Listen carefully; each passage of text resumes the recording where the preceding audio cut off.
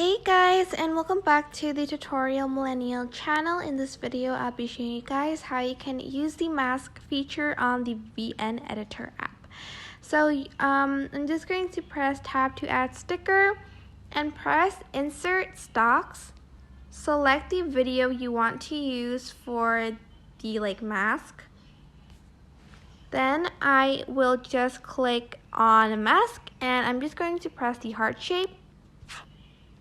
Here you can resize it by pinching to zoom in and zoom out.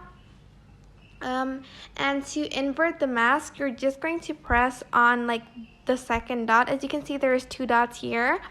So I'm just going to do that, and you can also click on these arrows to sort of blend it a little bit. And then I'm just going to sort it out a little. I think that's good enough. And that's basically it. Super simple.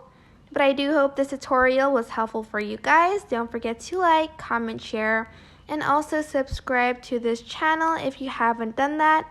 If you have any questions, just leave it in the comment section down below, and I will try my best to answer them all. Thank you so much for watching. Bye!